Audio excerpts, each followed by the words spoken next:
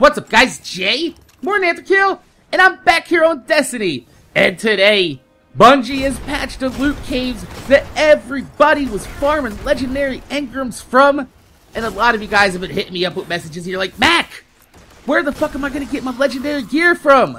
Help me. Show me some techniques, man. I told you guys that you probably should have been leveling up your Vanguard and your Crucible reputation so you can get yourself some guaranteed legendary gear and weaponry. Now, if you have been doing that, then you don't have to worry, because what I'm going to show you today is how to respawn a chest that you've already collected, allowing you to farm the same box repeatedly.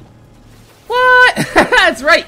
I'm going to show you how to spawn a box over and over again. So before we get to the actual mechanics of how this actually works, I want to show you the two areas on Earth that work really well for this. So if you remember back to my Vanguard guide where I told you how to get some easy reputation and farm some chests, we're going to be out here in the Rocket Yard on Earth. If you're not familiar with this area, then play the fucking game, goddammit!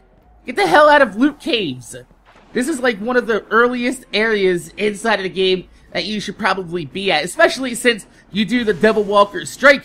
Right here, you spawn in this exact area, and if you're still not sure where this area is, I will link you to my Vanguard Reputation Guide inside of the description down below. You go ahead and click on that and watch it, because I show you a direct route from the spawn area to here.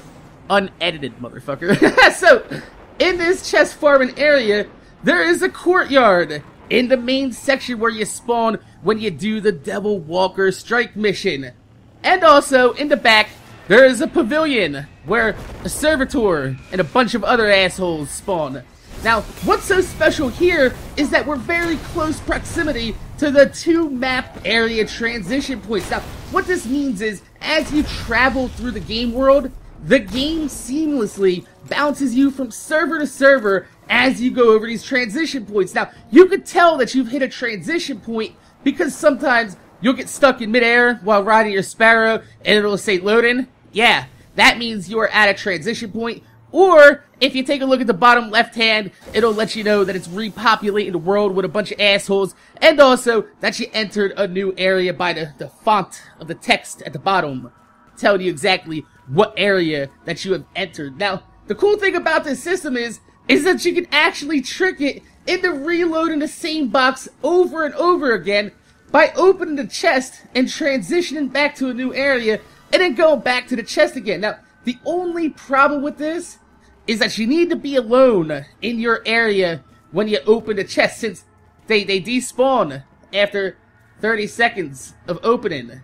And if somebody is still in your area, then the chest is gonna despawn while you go away. So, if no one is in your area when you open the chest and you open it, now you just run back to the other area where it transitions and you come back again, and the game will respawn the chest. Now, the reason it does this is because video games are coded off a very simple system of checks and balances. Basically, the engine code, when you transition, it loads the new area. But when you transition back to the old area, it immediately reloads the last instance of the server that you were in by reloading from your last checkpoint, which is when you open the box. Now, since video games, like I said, work off a very simple system of checks and flags, and it says, is this box spawned? Yes or no? The last checkpoint says the box was spawned, so it spawns the box. It's very black and white. The game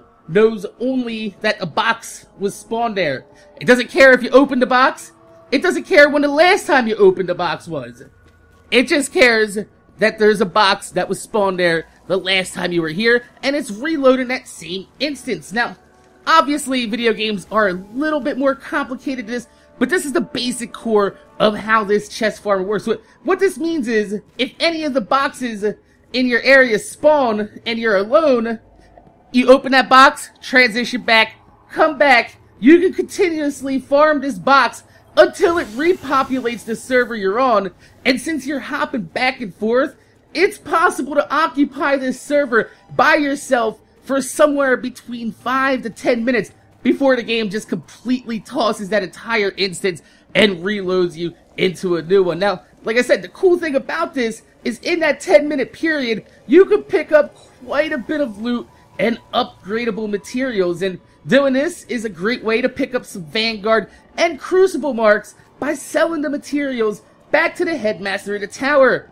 The headmaster will give you 5 marks for every 50 materials you come back with, and you can end up with quite a bit of marks in 1 hour, considering that doing a strike, you're probably only going to get like 4 or 5 marks in 1 hour.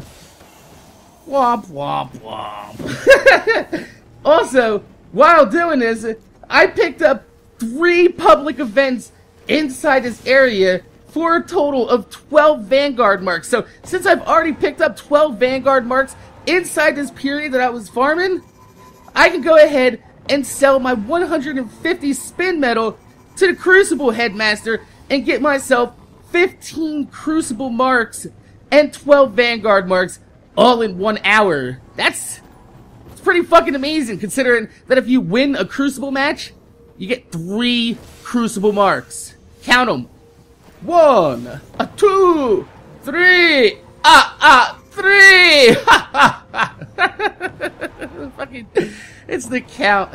But you get my point, that you can farm these boxes over and over again and pick yourself up some pretty easy material to sell to the headmasters. Get yourself some easy marks. And you get a little bit of that reputation at the same time. So, my name is Jay, MorninAfterKill. I want to thank you guys for watching. Make sure you guys rate, comment, subscribe. If you could leave a thumbs up on the video, I'd highly appreciate it, because it gives me motivation to make more videos for you motherfuckers that watch my motherfucking videos. Thanks for watching. I'm gonna see you guys later.